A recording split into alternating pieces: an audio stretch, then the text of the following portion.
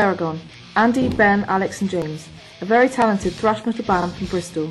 With a UK tour and EP release on the way, they're hoping to become more well known and hopefully land a record deal. Let's find out if they've got what it takes. We went to ATM Studios to see them practice for an upcoming gig, as well as finding out some information about them as a band. How do you know each other? Well, me and James have been best mates for like 11, 12, maybe more years. Best mates, but you hate each other. Yeah, and we met Ben a couple of years later. Like, I mean, we've known Ben for like 8 years now, something like that. 8 long years. You all have jobs and girlfriends and all that sort of stuff. No job, no girls, not your days. Seregon looking for a new bassist. Do the rest of you find it difficult to make time for Seregon? Nah, well, in my job, because I'm mostly down on a Saturday desk all day, I can do a lot of shit for the band while at work, which is kind of cool. Don't tell my boss that. You don't need to make time. It's just something you enjoy. We enjoy doing it. It's not like a job or anything. It's just. Would you say that it comes first? Before girlfriends and jobs, of course. We can cut that, yeah. So who are your influences? I used to be a massive Metallica fan. Metallica was the first band like properly that I really got into. My influences were like Metallica, like one of the first bands I got into. Recently I've been getting into Opeth, and Martin Lopez is like my idol now. Personally, I think really everyone brings something to the band. Our old drummer left back in May last year. Since Andy's come in, it has changed our style again because Andy's brought his influences in. But when we first started doing Seregon, it didn't feel like it does now. Yeah. I think everything is like happened. It's made us to what we are. As well, it's going to be like, we have people that say, oh, you're really good, where's your demo? Like after our first gig, like a couple of years ago, we're like, we don't have anything, but now we've got something and we're going to be going on tour, we're going to just go fucking nuts, and then I go, oh, have you got a CD? And we're like, yes, we have. We needed information about the music business from a professional. It's not exactly the same music genre, but opera diva Jane Gilchrist has experienced the industry hands-on, so we're here to ask her a few questions. I started on the amateur stage for about 20 years and then had a lucky break and did a competition on the television and got into it that way. Would you say it's all about luck?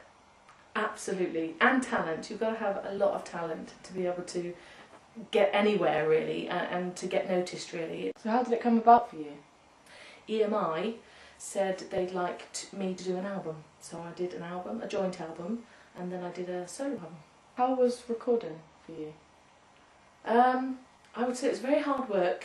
You have to, because you go from being an amateur to suddenly being a professional, and that in itself is very overwhelming.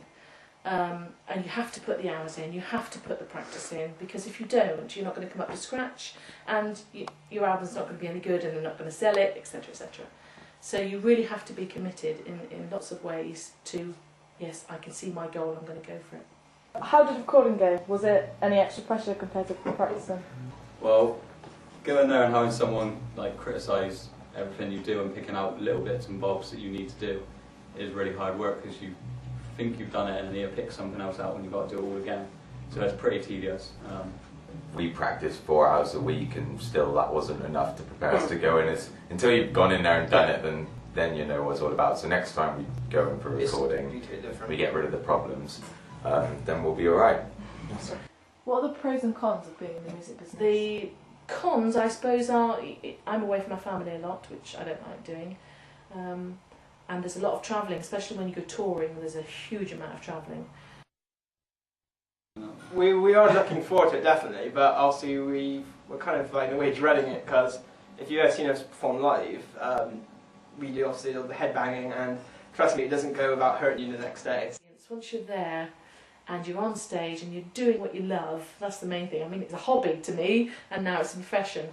And it's a wonderful feeling just being up there and feeling the warmth coming back from the audience. You get a real buzz when you see other people down at the front just going down to your music, and you see them enjoying it. It's just an amazing feeling. Yeah. Tonight is Seregon's hometown gig. They've been practicing all week to impress friends, fans, as well as the signed bands they'll be playing with. Looks like a good turnout, so let's see how it goes.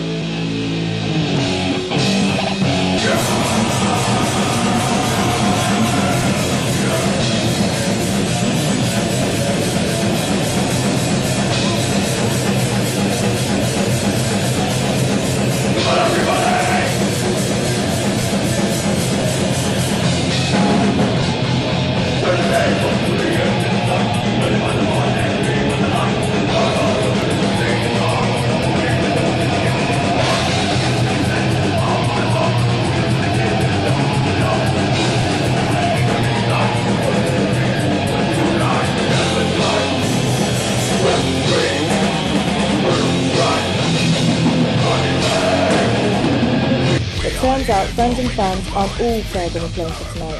An editor for Kerrang! Magazine is here, and we managed to catch his comments on the show. Do you think Seregon has got what it takes? I would say so, yeah. The singer's very charismatic, they've got a good drummer, a lot of energy in the songs, and I think they hold up well against the rest of the bands at the night, and I think for young guys they've got a good future ahead of them. Superb, good set list, and the band play really